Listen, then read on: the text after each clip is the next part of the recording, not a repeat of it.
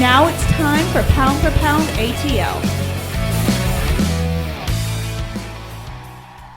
Welcome to the show today, baby. This your boy Jimbo Dean, a.k.a. Jimbo Slice, a.k.a. Jimmy Obama. And you can call me any one of the old you want.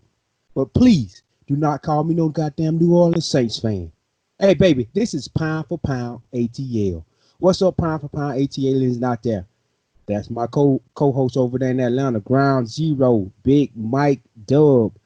What's up, Big Mike? What's going on over there, man? How you doing in Atlanta, man? This Pound for Pound ATL, baby. We in there. What's up? Hey, Pound for Pound ATL, what's going on, man? First and foremost, man, it ain't a better fan base in all of sports, to be honest with you. I think as Falcons fans, we deal with various highs, various lows. We watch the defense, let us down sometimes. So I think having the opportunity to, hang out with old Toby D and old JR, man, at old Pound for Pound Sports, them actually giving us the opportunity to be on their platform, talk what we love to do.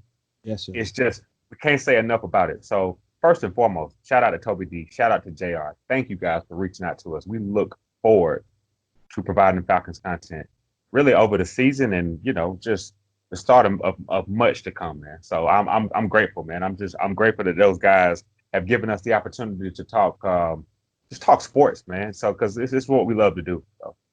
Yeah. Oh, no question about it. Shout out to JR and Toby D over there at Pound for Pound ATL. I like to call them the forefathers at Atlanta Falcon content on YouTube. I like to call them the forefathers. I was a subscriber a long time ago. Love them guys. Great content. Know the knowledge. Love the Falcons, just like me and Mike do. We got a genuine love for these dirty birds. And we've been talking about it, and we've been with them for a very long time. And guess what, Pound for Pound ATL Nation out there? We are not going anywhere. Okay? I'm going to be a dirty bird until they roll me over in that grave and close that thing up and pour a little beer on top, put a little beer on top of it, okay? Pour a little cold pop on top of that thing. All right? But today, we're going to talk about a little training camp, because training camp did get popping off today. Them rookies did. You got to be in there. And like I said on Twitter the other day, please enjoy your last little fun, your little COVID-19 fun, because you are reporting in your COVID-19 fun, because you're going on a business trip right now. You're going to go on a business trip to like February, okay? And it's a long business trip. It's not a college business trip. It's a real man, real world, dog eat dog world business trip. So with that being said, we're going to talk about what position group that's about to enter this training camp that's going to need a little more, that's going to need the most work and need to be polished up just a little bit more before we come out of the training camp. Because if I don't know if y'all heard Pound for Pound ATL Nation out there, I don't know if y'all heard, but ain't no more preseason, ain't no preseason games. It's adios. It's adios to the preseason game, which the players are fully okay with. They're fully okay with that. Now the owners, a little such and such. It becoming one of those I give you something, you give me something, or what we get in return type of relationships with the players and the owners. But ain't no preseason. So those practices is going to be off the chisane. Got my training camp hat on today. My training camp. I wish I could be at those training camp because it's going to be so physical, fast, hard. And you got to be reluctant to be in this training camp. And you're going to have to show something in training camp on the practice field. Most people like to see what you do in the game, but you're going to have to show something on the practice field. Now, Mike, let's get into which group, position, or which side of the ball, offense, defense, special teams, or group or whatever, you think need a little more work, need to be polished, and need to come out of this training camp better than it was last year. Because if you go into training camp playing like you played last year, you come out of training camp like that, it's going to be suspect. Which group? Which side of the ball? Special teams? Give me your thoughts, big thoughts. Well, I mean, we could go a lot of different directions. I think you could easily hone in on the special teams. You could look at the offensive line because, we have a lot of change, a lot of turnover on the offensive line. I do expect a Matt Hennessy, who we'll touch on later, Yes. to really stabilize that left guard position, right? But if I had to focus on one position group, I'll focus mostly on the secondary. I'll go in the cornerback room because you have we're a youthful group. If you look at Isaiah Oliver, if you look at Kendall Sheffield, if you look at what we're going to need from an AJ Terrell from day one, you have a group with a lot of different unknowns. Now, if the secondary can become a strength, I think that with our tough schedule, we'll be able to weather the storm a little bit better with that tough schedule because,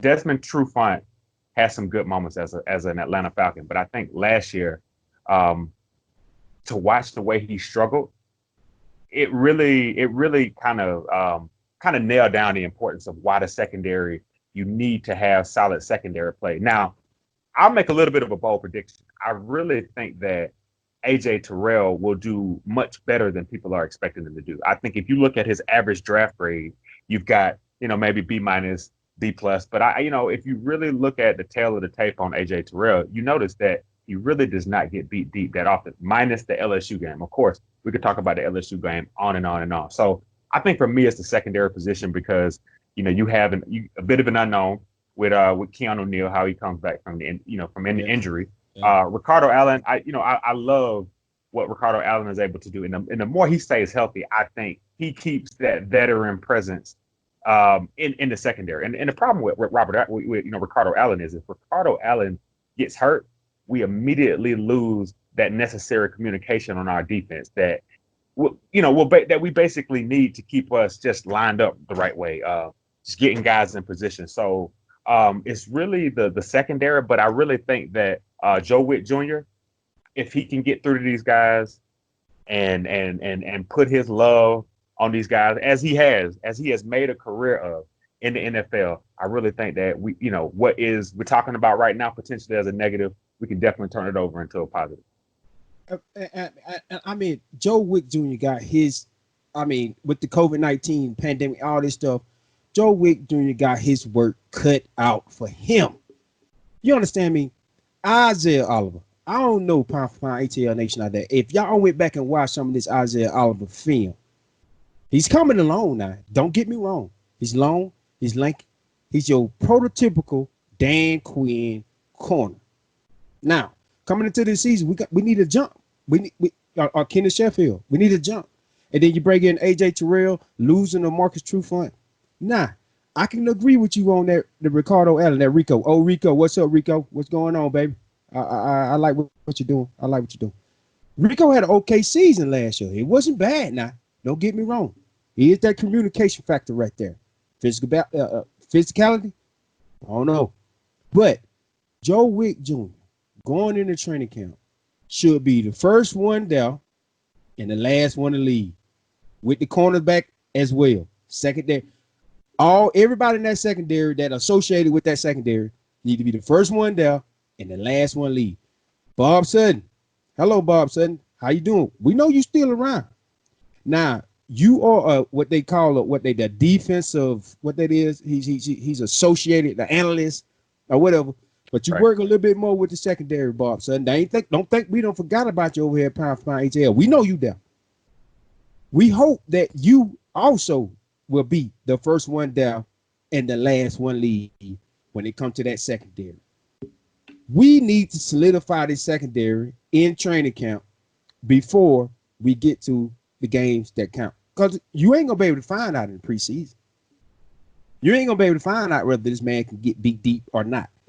And it's a golden rule, AJ Terrell. It's a golden rule in the secondary. I played in the secondary. It's a golden rule in that secondary. Don't get beat deep. That's all you got to do. Don't get beat deep. Because if you get beat deep, you're giving up a touchdown. Now, tackling and all that other stuff, that's going to come. He's a big corner. AJ Terrell can tackle. This is the position as well, just like you said, Mike. That secondary is what I think need to be polished up, need a little more training, need to gel a little bit. Because just like they communicate on offense, they got to communicate the same way in the secondary on defense. Now, shout out to Debo for being a quarterback of defense. But after Debo give you that call, after you hold up on defense and get that call from the linebacker, you know what the defense is. It's time for you to step back and get in your position and start to communicate even more on the back end of the secondary. Now, in that defensive lineman, you don't have to communicate that much. But in that secondary, I mean, you got brackets. You got to form a V on the tackler. You got to see what number you've been assigned to doing preparation. Who's going to follow who around the field? How we going to disguise this cover, which Raheem Morris do well? Okay, that's the secondary. That's what I'm looking for in training camp for this secondary to form some communication and know exactly how to play with each other, because you got to feel how to play with each other and what they're going to do. Now, you mentioned A.J. Terrell. Now, all the rookies done signed. Shout out to Rich McKay. Shout out to Arthur Blank. Yes. Shout out to all them people. Great job.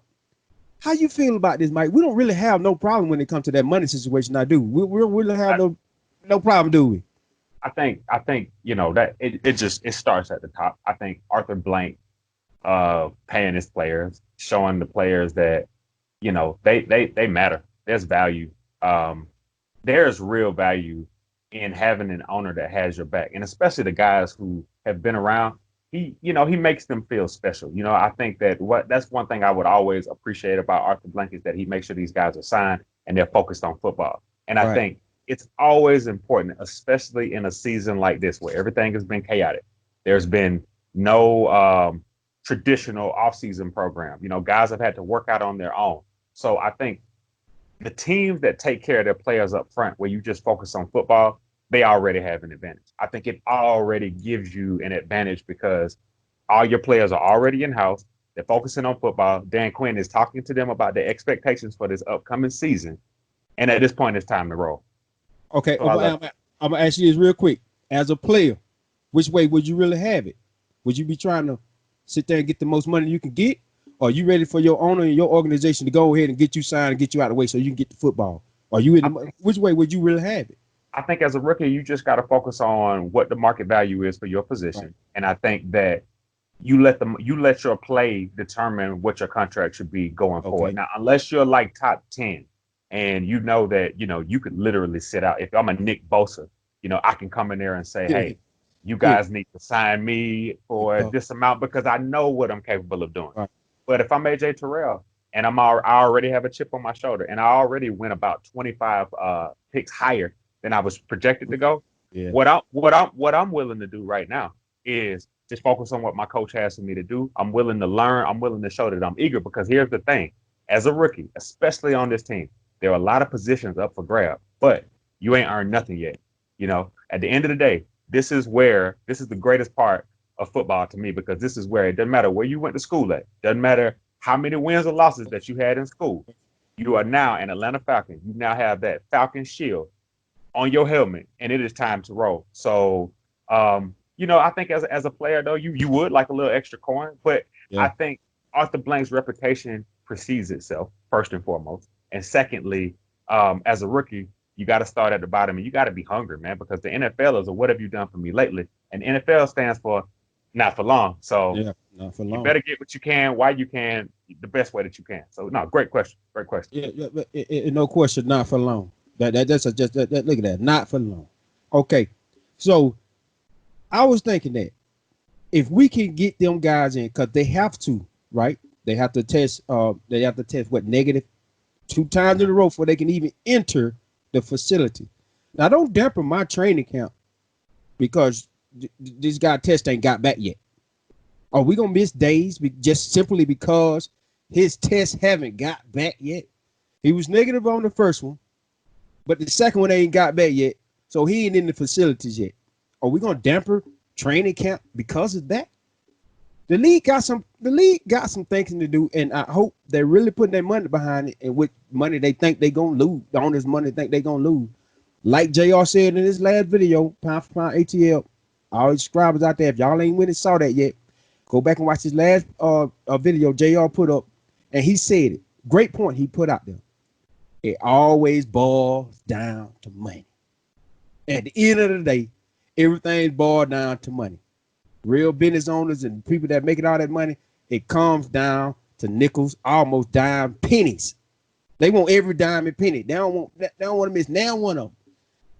So I hope they really are putting money behind this testing because I don't want AJ Terrell to sit out an extra 2 or 3 days when he should be with Joe Wick Jr. because his tests simply haven't came back yet, in which what the MLB is putting up with some of the players just ain't. I'm just not finna come out there, cause my tests ain't came back yet. Why you know, and then but then it's protocol too. So this thing is finna be hot and heavy fast, and it's gonna be some confusion going on as well, which we don't need in training camp when we don't even have no preseason games. Not at all. Not at all. Come on now. I know a lot of players and a lot of people out there is not for preseason, but I am. I think we should have it because I want to see what a player can do in the game, not practice. Not practice. Like Al Iverson said, practice, not practice. I want to see what you can do in the game when the lights is on and everybody's in your face.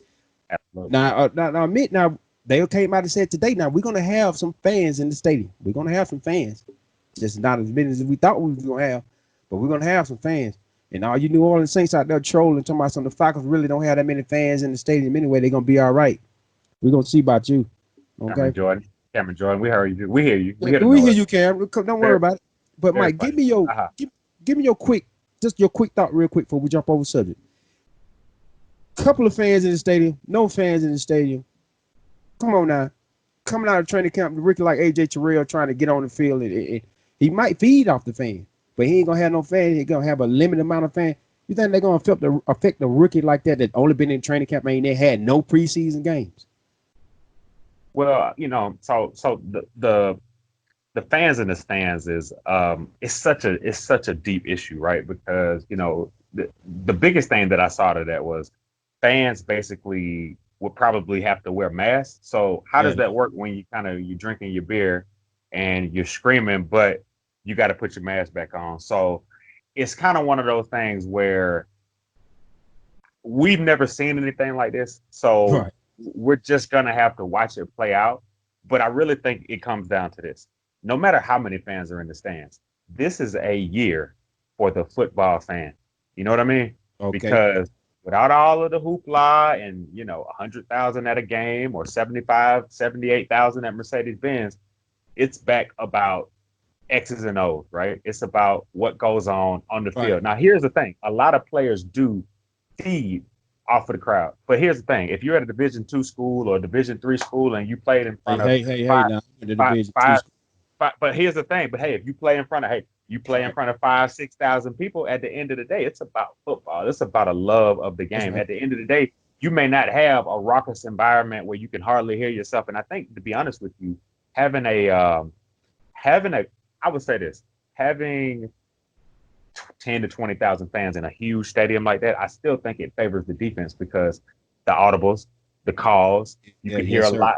It favors a lot more to the defense. So at the end of the day, if that contributes to some more pass rush from Dante Fowler, from Attack McKinley, from here's a guy that I think might get some pass rush snaps for us inside and outside, Michael Walker.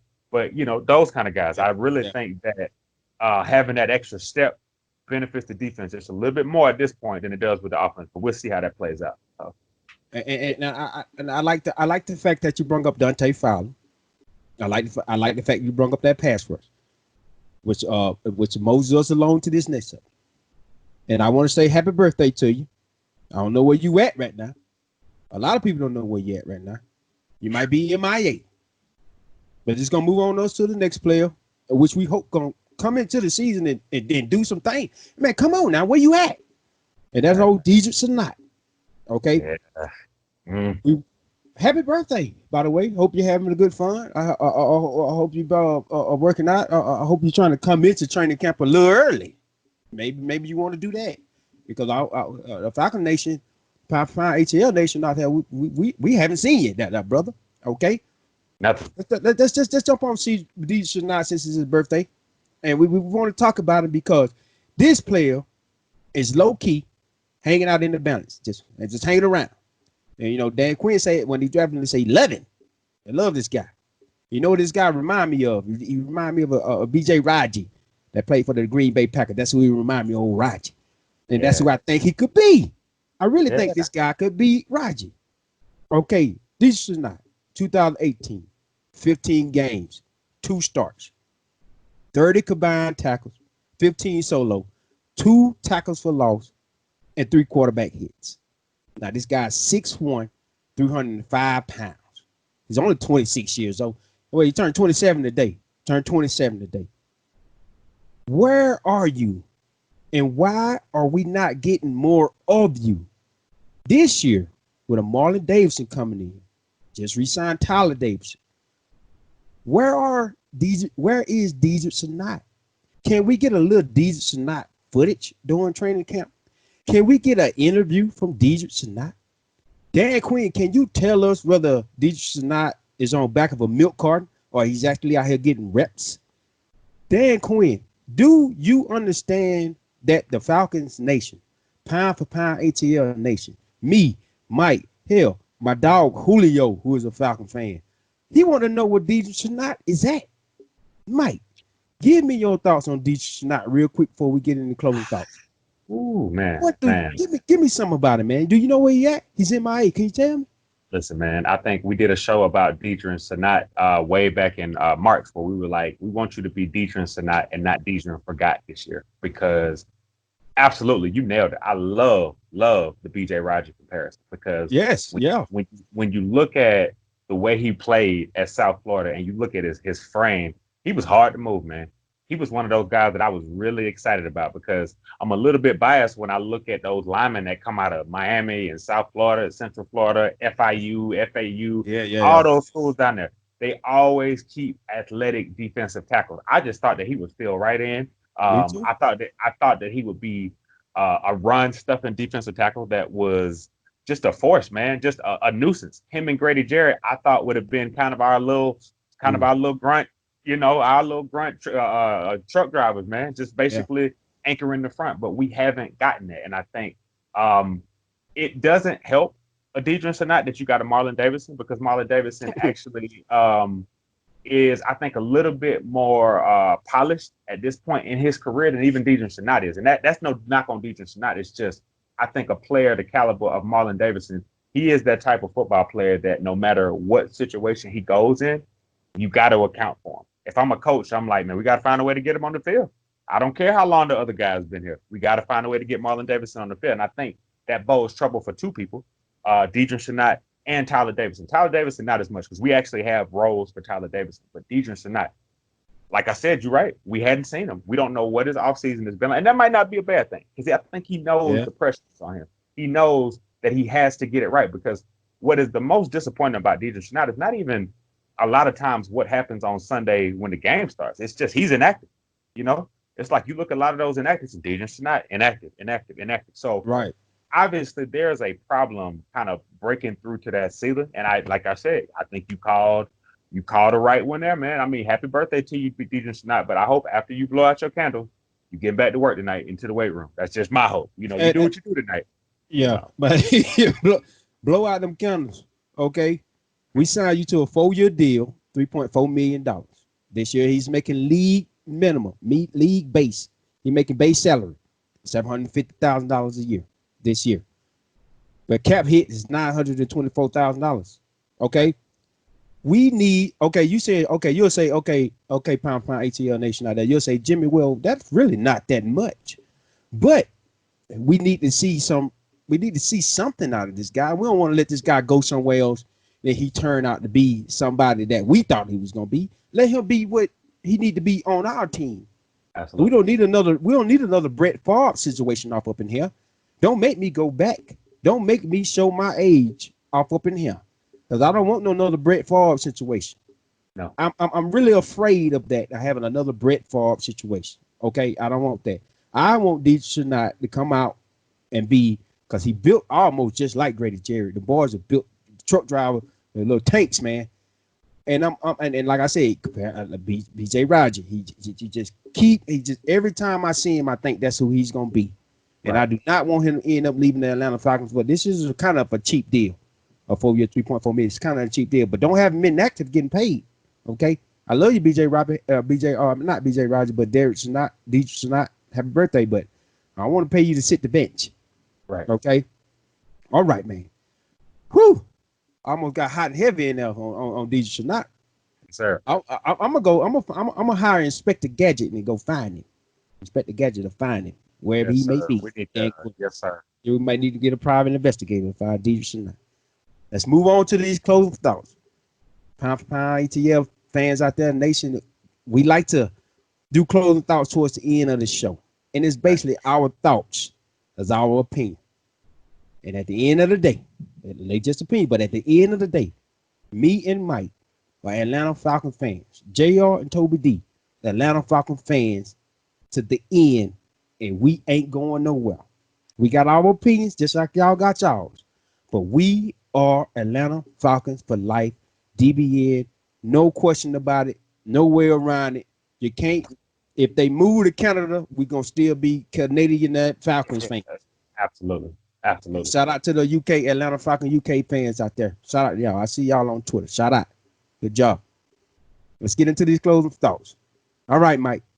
Go ahead and jump into it, baby. It's on you. Yeah. So my closing thoughts today, man. I've got I was gonna go Todd Gurley. I'll be honest with you. When we planned this out, I was like, you know what, I want to talk about Todd Gurley because I like the fact that he holds the NFL accountable for all of this stuff with COVID. He wants to make sure their player safety, the player safety element is taken care of. Shout out to the NFL Players Association for making sure those concerns were conveyed over to the league. And not only were they conveyed over to the league, the league is amicable to making sure that this is not a blown issue, because I think the NFL can take lessons from MLB from this perspective that when the players are telling you what they need, you may want to listen up front, or you don't want the players to form a unified front against you, especially with the type of offseason we've had. This is the type of 2020 we've had. Tensions are high as a whole, right? So, but it's like, I could go on and on about Todd Gurley, so, right? But my closing thoughts, not to deviate, shout out to Todd Gurley, are really on two undrafted free agents. Two undrafted free agents that I think really have to hit the ground running. Because if we go from potentially 90 players to 80 players, if we have no preseason games, these are two guys, man, that I really want to see come into training camp hot. And because I think they have a really good opportunity. One is a guy that we've talked about a lot before, which is Jared Pinkney, tight end, Vanderbilt. I think the more you look at Jared Pinkney, and shout out to Pound for Pound Nation, if you have not watched Jared Pinkney's film, I believe Toby D or JR did a video on him a couple months ago. But just to speak on Jared Pinkney a little bit, I think he ran a 4.9 at the combine. And, with COVID, they weren't able to have a pro day. So he wasn't able to run that time. But a guy that I saw a guy on film that's more of like a 4.7 guy. He's more of a 4.7, maybe 4.8-1 guy that plays much faster with pads on. So I really think he's a tight end that could really be on the field a lot more than people will realize because he can block so well. And I think eventually catch, the occasional 7 to 8 yard pass, run a couple go routes, slant routes, all that good stuff, right? I think he has a great opportunity. So look, he's a Vandy guy, but look, we're gonna keep it in Nashville because the other guy is another guy that I'm really excited about because I wanted to go with Tyler Hill as the guy that I want to see go out the gate. Yeah. But here is the guy that I think is going to have Tyler Hall out of a job, and that is Chris Rowland, Tennessee State. Receiver, scatty bag. Let me tell you something about Chris Rowland, Pound for Pound Nation. I'm going to tell you something now. If there's any other receiver, there's actually no other receiver on the Falcons roster right now that has his skill set. If there is a Taylor Gabriel protocopy that we could possibly use on the scat routes, on the just get him the ball on the screen, I really think that if we find this guy and he starts fast, like I think he can, I think not only will he be our returner, I think that he has a chance. Olamide Zacchaeus, you better be working out in the offseason. Yes, you will. Before, Chris Rowland, mark him. If he shows up and shows out, you heard it here first on Pound for Pound ATL. That's right. And I like Rowland. Man, Rowland show be rolling, don't he? Yes, sir. That joker is fast. Sir. And if he make the team, and he's on the team, I already got a nickname for you, Rowland. And that's going to be Mighty Mouse. Okay, Mighty Mouse, let's do our thing, baby. Because, dude, I love that film. Hey, Pound ATL Nation, if y'all ain't seen Rowland, Tennessee State, right? Yes, sir. Y'all ain't seen him. Go pull up his film and watch him. The boy is exciting to watch. And Turbo, Taylor Gabriel, Turbo, we just call Taylor Gabriel Turbo. That's our next Turbo. But it's going to be called Mighty Mouse instead of Turbo. Yes, you hear me? Yes, sir. Love it. All right. Good closing thoughts, Mike. Appreciate that. I jump on my closing thoughts real quick. And I'm jumping straight to us. Us as Atlanta Falcons, DBN Nation. Everybody that's a Dirty Birds fan, Atlanta Falcons fan. Day one. I'm talking about people that's been around day one. Mm-hmm. Only thing we got, look here now. The only thing we got is each other. At the end of the day, against the Saints, against whoever. I can't stand the Saints, by the way. We only got each other, right? We have to stick together besides on Sunday. I like to call this show here, Toby D and JR gave us a chance. I like to call that unification for Falcons Nation. We came together to put this content together for us to be positive, for us to have somewhere to go, and for us to talk about our Dirty Birds together, to show up together, to love together, and be for one thing besides on Sunday. You understand what I'm saying? Unification for Falcon Nation. Shout out to JR and Toby D for bringing in other Falcon contents and saying, okay, we need to be together. We need to stick together. We need to be ride or die no matter what. And this unification with us, with Prime ATL and our other show over there, Down Yonder Sports, that me and Mike started over there, to bring us in. We was undrafted free agents, and we had some veterans bring us in and say, I don't care who you are, what you do, you for the Atlanta Falcons, I'm with you. And that's how we should be as a fan base. No question about it. No second guessing. Because if your brother or your sister, your real sibling went out there and got in a fight, you can go out there and help them whether they right or wrong. And that's how we should be as Atlanta Falcon fans. We shouldn't question each other. We should always be confident that our team is going to go out there and get that dub. And that's just how it should be. It shouldn't be. If we do get into it, we should work it out and get ready for, the next game or whatever we're doing. We got to stick together. Right. Unification for Falcon Nation. And Jimbo has spoken. Mamba is out. Oh, no. Rest in peace, Kobe Bryant. Yes, sir. And that was my closing thoughts. Unification for Falcons Nation. Love it. Listen, pound for pound, ATL family, y'all will see more of us. We appreciate y'all listening in. Please, while you podcasting, while you working out, while you getting your mile in the morning, put us on. Like, subscribe, follow me on Twitter at Mike_Dub DUB on Twitter. Yes, love to follow. Will follow back. New to this thing. Listen, if I don't follow you back, I will get around to it. If in the comments, let us know how you feel, what you like, what you don't like, whatever we can do better. Because here's the thing, like Jimmy always say, y'all got y'all opinion, we got ours. Right, so at the end of the day, if y'all disagree with us, don't listen. Don't tell your friend that you don't like. Put it in the comments. Let everybody know. At the end of the day, we're a family, because at the end of the day, we could be wrong. Y'all got to keep us right. We go off what we know, and I'm gonna tell you something. If we know it, we're gonna speak it. That's right. So yes, hey man, good job, Mike. That was really good there, brother. That's a good Falcon. You're an Atlanta Falcon for real. I do not like the Saints, by the way. But shout out to JR. Shout out to Toby D.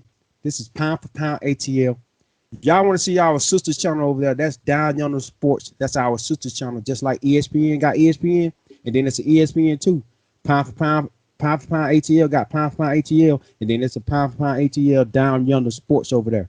Go over there and check us out. Check us out. Like and subscribe. We do the Braves. We do the Hawks. We do Atlanta United. We do Georgia Bulldogs. Right. Go over there and subscribe to the other channel if y'all want to catch some extra stuff on Georgia sports. But right here, right now, this is Atlanta Falcons, and this is Atlanta Falcons for life. And this all we do is rise up. I'm your boy, Jimbo Dean, aka Jimbo Slice, aka Jimmy O. Bum. And look here, Pound Pound ATL Nation. Y'all can call me any one of those y'all want. But please do not call me no damn New Orleans Saints fans. Can't stand it. That's my boy Big Mike over there in ATL. The Ground Zero. Atlanta Falcon man.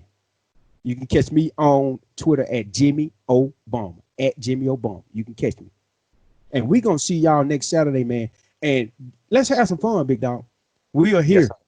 Yes, sir. We's back, man. Hey, we's back, man. Rise up. Rise up, baby. Dirty Bird Nation. Let's go. And we will see y'all next week.